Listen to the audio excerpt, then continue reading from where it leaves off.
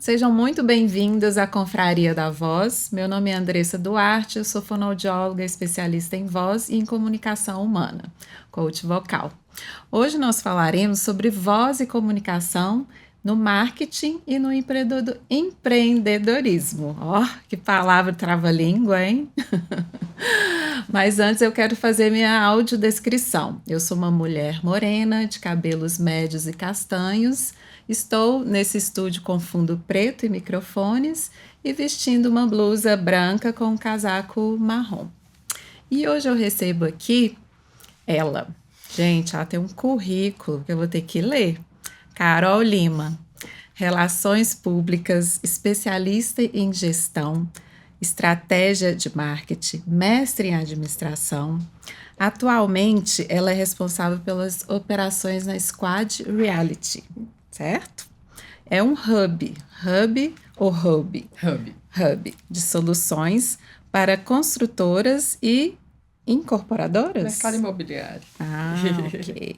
Também ela leciona em várias faculdades, PUC Minas, IBMEC e Conquer. Uau, ministrando também disciplinas relacionadas ao empreendedorismo, marketing e liderança. Seja muito bem-vinda, Carol. Obrigada. Obrigada pelo convite, adoro.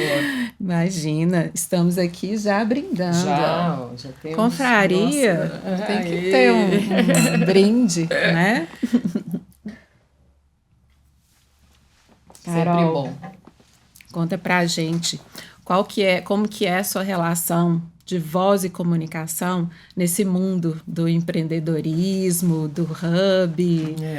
Na verdade é o seguinte, eu nunca fui uma empreendedora, né? O empreendedorismo ele veio para mim como uma disciplina que eu tive que dar aula, que era Atitude Empreendedora, e eu fui convidada a lecionar essa disciplina na pós-graduação na UNA na época. E a Atitude Empreendedora era um pouco da gente pegar características do empreendedor e levar para a nossa vida como profissional, né, de mercado. Então foi aonde eu comecei a ter mais contato com essa disciplina, com esse meio e através de pessoas que eu convivi e por aí vai. E hoje na Squad eu trabalho numa gestão de muito voltada para pessoas, muita gente, uma equipe grande. A gente trabalha aí oferecendo várias soluções para o mercado imobiliário como um todo no Brasil inteiro. E a nossa parte, eu cuido da área de performance, junto com a Marcela, que é a diretora. E a gente faz um trabalho ali de voz ativa mesmo, sabe? Ali, principalmente na gestão de tantos jovens, são muito jovens, muito, na nossa equipe, pessoas muito mais jovens do que a gente, né?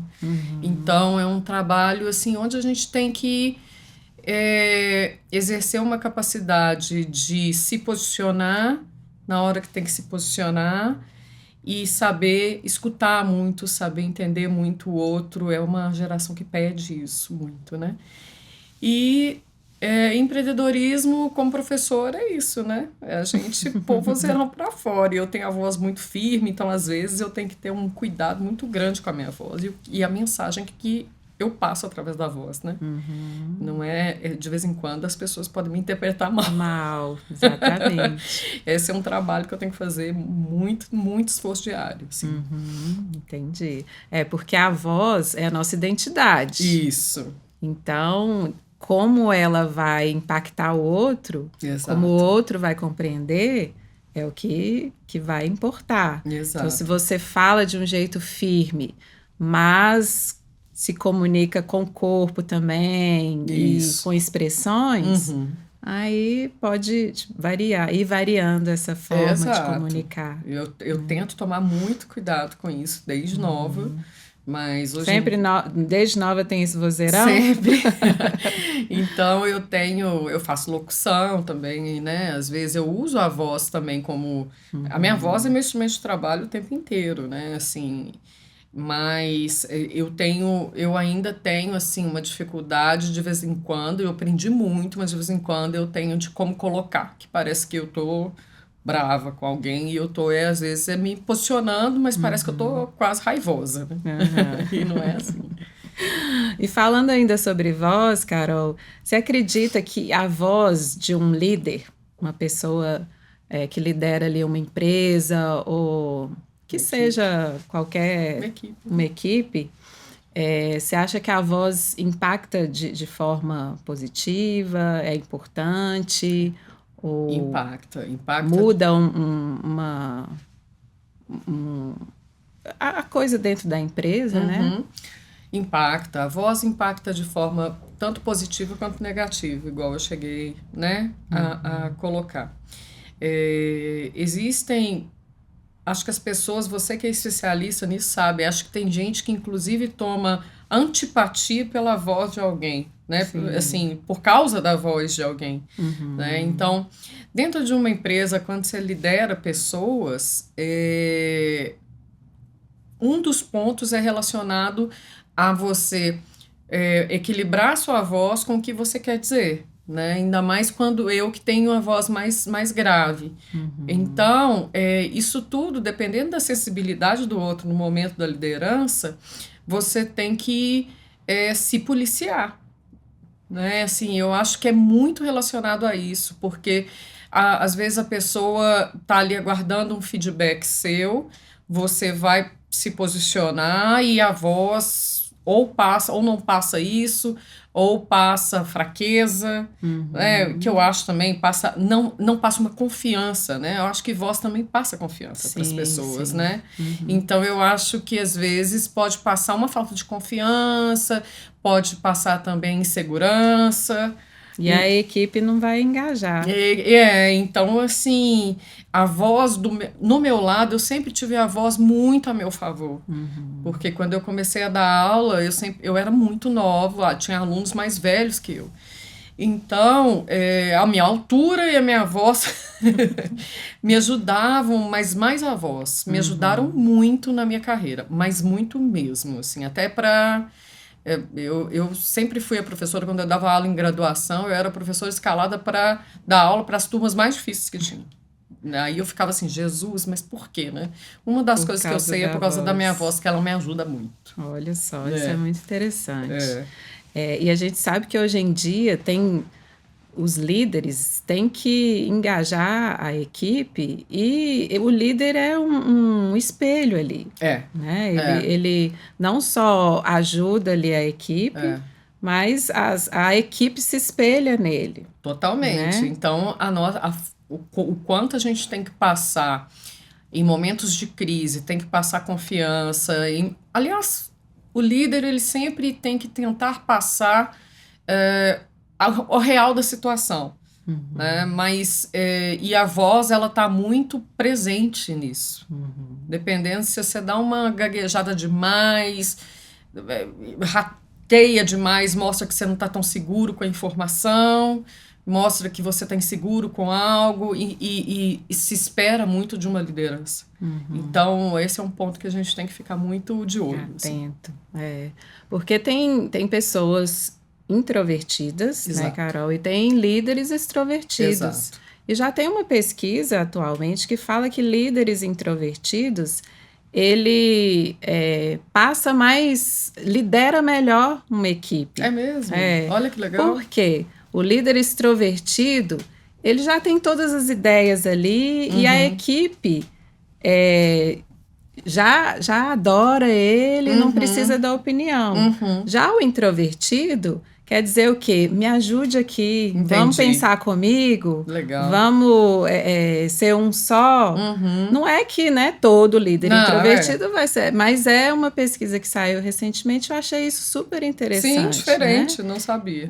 Que é o que aquele livro, O Segredo dos Quietos, acho que Uhum. é isso, da Ken, fala, né, que o introvertido, não só líder, mas a pessoa que é introvertida, ela pode, em situações de estresse, ser mais agregadora do que um extrovertido. Isso eu acho também. Né? Em momentos de estresse, consegue às vezes manter um equilíbrio emocional maior, né? E seu perfil, qual que é? Eu sou extrovertida. Mas se eu falar que eu sou introvertida, né? Eu vou estar mentindo assim, né? Para toda a internet. Não tem a menor condição de eu falar isso, né? Eu sou extrovertida, mas eu sou firme quando eu quero me posicionar. Eu tenho cuidado. É o que eu falo, tudo a gente amadurece, né? Assim, eu acho que tudo faz parte de amadurecimento. Então, eu aprendi a ser firme sem ser grosseira, né? Assim, é uma coisa que eu acho que eu consigo passar, ser firme sem ser grosseira. Quando eu gravo, às vezes, um vídeo na internet, muita gente me fala isso, né? Consegue falar, mas sem ser grosseira. E eu tento ter muito cuidado com isso, porque isso eu acho que no ambiente de trabalho é muito voltado para a nossa inteligência emocional mesmo. Sim, com né? certeza. Então, você se posicionar, mas ser firme, mas sem ser grosseiro. Mesmo sendo extrovertida, eu consigo manter muito ali o equilíbrio dentro do trabalho em vários momentos.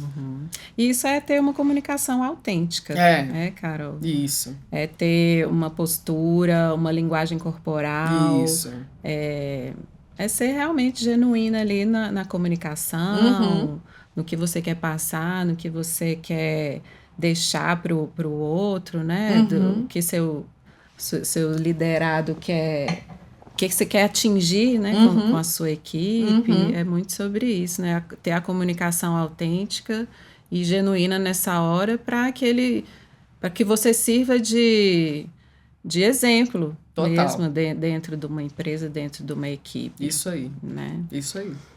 E nas suas experiências com esses empreendedores, como que a forma de comunicar, falando sobre comunicação, afeta o sucesso da pessoa?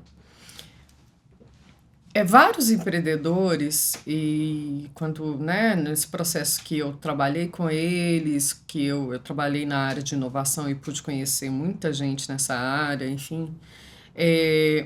E eu vejo com executivos também, sabe? Muita gente, é uma tendência assim, fazer curso de oratória. O curso de oratória é impressionante como ele ganhou força de uns anos para cá, de um tempo para cá. Justamente porque são as pessoas procurando uma melhor forma de se comunicar. E de ser entendido, de ser compreendido. Sim. Então, é uma importância, é fundamental para o empreendedor, para um profissional, é fundamental, porque a forma como você se comunica é a forma que você passa toda a sua identidade para quem, às vezes, para uma audiência, às vezes, que inclusive não te conhece, numa negociação, enfim, numa reunião e por aí vai. Então, eu acho que é fundamental, e o resultado disso é que você vê hoje no mercado escolas de negócio oferecendo cursos de oratória, né? Então, assim, isso está muito forte no mercado. A comunicação parece que gerou um boom assim, dentro de todo o ambiente de trabalho. E uma habilidade super requisitada. Sim, Quem não se comunica, aquele ditado, né? Se trumbica. Você ainda vê claramente isso no mercado, assim, o tanto que até esses executivos, esses empreendedores se incomodam consigo mesmo, assim, nessa questão de comunicação, se posicionar perante público e por aí vai, né? E até mesmo uma conversa de elevador, que são os pitches, né, Carol? Exatamente. Uma conversa de elevador é uma conversa que dura ali muito pouco, né? Menos de 1 minuto, e que você precisa se colocar, às vezes, com clareza e rapidamente, né? De forma objetiva. Exato. E passar a mensagem que você quer, vender o seu produto ali naquela hora. É a oportunidade. Isso, na área de inovação a gente chama de pitch, né? E veio da expressão pitch elevator. Ou seja, justamente você, dentro de um curtíssimo período de tempo, conseguir vender o seu negócio ou a sua ideia. Né? Então, para isso, você tem que ter uma comunicação na ponta da língua. Verdade. E falando de pitch, que vai muito além, né? O storytelling, você acredita que contar uma boa história realmente faz diferença? Faz total diferença, né? Era outra coisa, assim, que eu vou te falar que storytelling também era algo que não era falado. Assim, eu falo que todas essas novas expressões, né, que são consideradas novas, elas já existiam no mercado, mas com outras formas de se falar. Sim. E pessoas já faziam. Mas nunca se era colocado uma técnica sobre isso, nunca se foi desenhado, ensinado, enfim. E quando isso começou a acontecer, isso surgiu muito no empreendedorismo, inclusive. Justamente porque se mostra o engajamento do outro, da sua audiência, como aumenta quando você tem uma narrativa construída em cima de uma comunicação, em cima de algo que você quer transmitir ali de mensagem. Na área de marketing, a gente pensa em narrativas o tempo todo, em storytelling o tempo todo, desde a criação de uma marca, como que você chegou naquela marca. Você não vai apresentar, às vezes, para um cliente que te pediu para criar uma marca lá na Squad a gente faz isso muito, por exemplo, de um empreendimento, um prédio, sabe, um novo lar, você não pode apresentar para o público, para o seu cliente, aquilo por si só. A marca e pronto, essa é a marca que a gente criou. A equipe de designer lá da Squad tem todo um trabalho junto com uma área de planejamento, junto com uma área de redação, para criar todo um contexto e uma história embasada e assim contar para o cliente e assim o cliente entender o porquê que a gente chegou naquela marca, naquela cor, daquele jeito. Olha então, isso. é toda uma história que é contada. Então, o storytelling ele é fundamental, porque ele é capaz de envolver e a gente vê, no final das contas, o cliente falando, nossa, eu tô arrepiado. Então, é bem diferente. E ainda mais nessa área do mercado imobiliário, que está tão em boom, né? Está tão crescente hoje em dia. Exato. Se você vende um apartamento de uma forma e cria uma história ali envolvente do proprietário, né? Coloca emoção. A gente costuma falar que a gente vende para construtora e para imobiliária, para consultora e para incorporadora. Mas eles vendem para o cliente final. E a Marcela fala isso muito, assim, a gente tem que ter a cabeça do seguinte, o cliente final vai receber isso, e nosso papel está ali.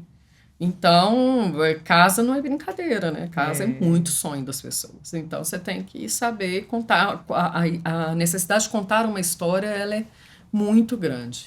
E isso em qualquer tipo de negócio. Sim. O storytelling, na hora de você se posicionar, na hora de você fazer uma apresentação, ele é muito importante. Ele embasa com certeza. a narrativa. Sim.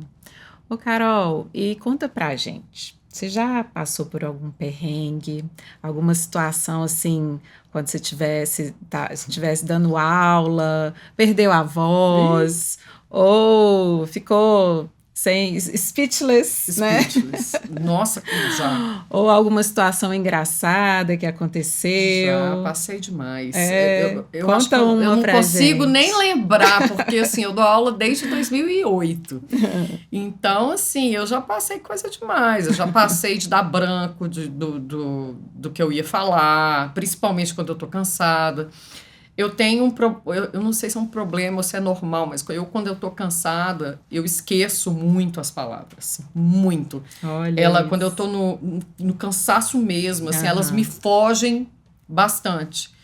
E quando eu dava aula de forma, assim, mais, né, no dia a dia, os meus alunos, eles meio que já sabiam que eu estava cansada, porque eu ficava 2 horas, às vezes, meu Deus do céu. Esquecendo, eles me complementavam, aí já ria, já era aquela palhaçada, porque ao mesmo tempo que eu sou brava, eu sou muito engraçada. Então, naturalmente, é meu. Sim. Então, eles já começavam a rir, me dava a palavra, né? Porque quando eu tô cansada, me foge muito. Eu tenho esse problema. É muito difícil eu ficar muito nervosa. Né? Eu sou mestre de cerimônias também, E eu já fui mestre de cerimônia de eventos para executivos de mais de 800 líderes, coisas muito grandes. E quando eu fui mestre de cerimônia, às vezes você olha o roteiro, se você fica muito presa no roteiro, o roteiro pode estar escrito errado. Uhum. Eu costumo ler ele todo antes. Estudar, Mas né? mesmo quando você estuda, mesmo, você pode ter um nome que você não consegue pronunciar, é dureza. Eu já fiz isso, nossa, eu já errei nome, já falei que o sujeito, não tá aqui porque tá no banheiro, já fiz cada coisa, assim, mas, enfim, vários perrengues já, muitos. A gente passa por situações que a gente não acredita que É. vai passar. E como eu sou muito espontânea, na hora que eu vejo, eu já falei, eu falei, meu Deus do céu, o que eu falei aqui em cima?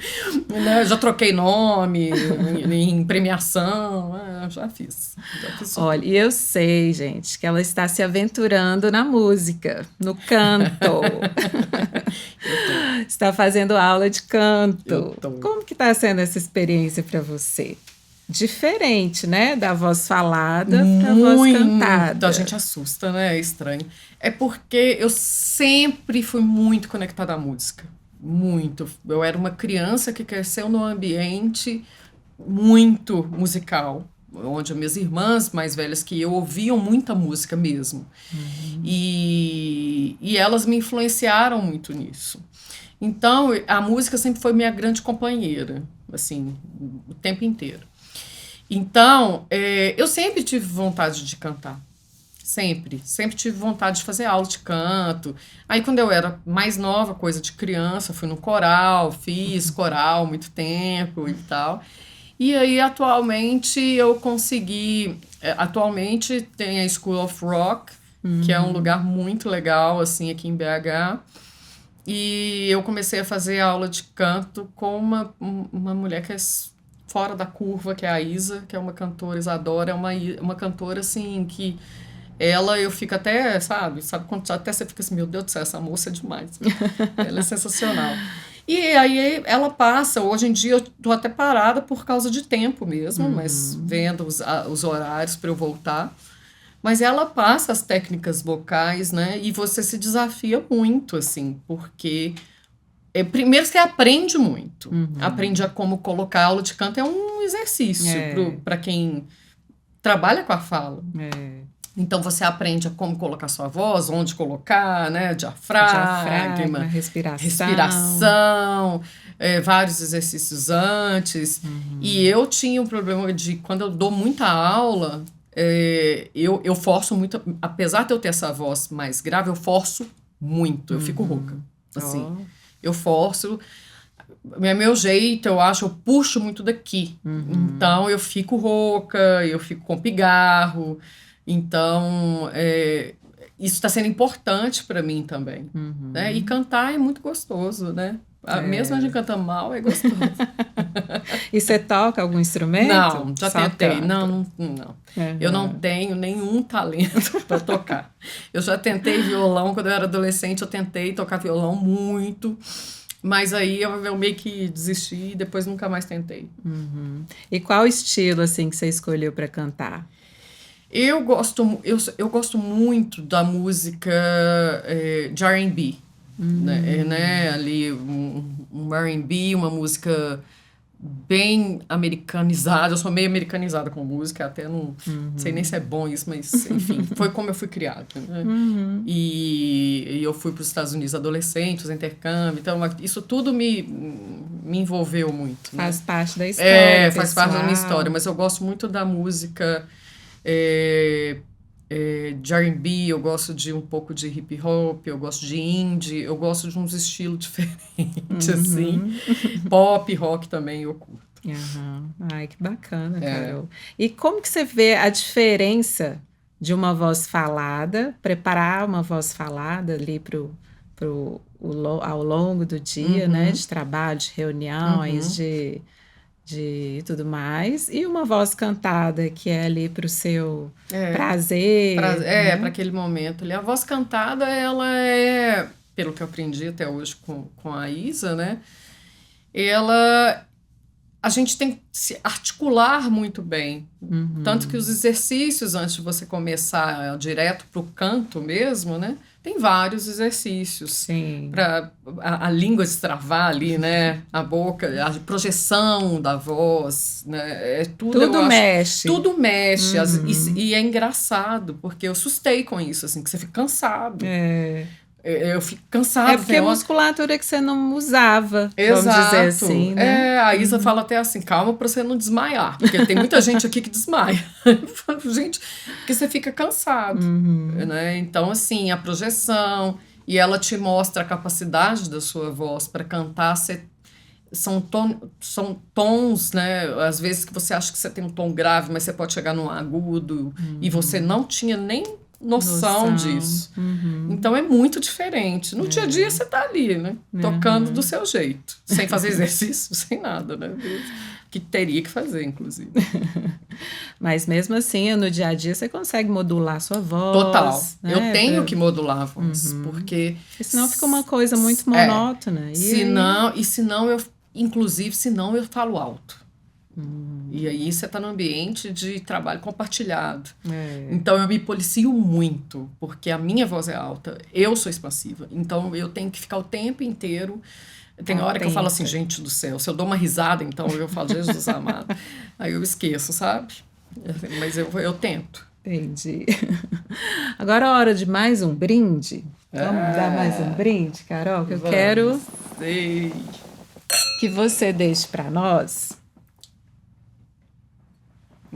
Para quem está nos vendo e nos ouvindo, alguma dica, alguma técnica de uma comunicação mais persuasiva, que vá impactar mais um cliente ou uma conversa de elevador. O que você sugere, assim?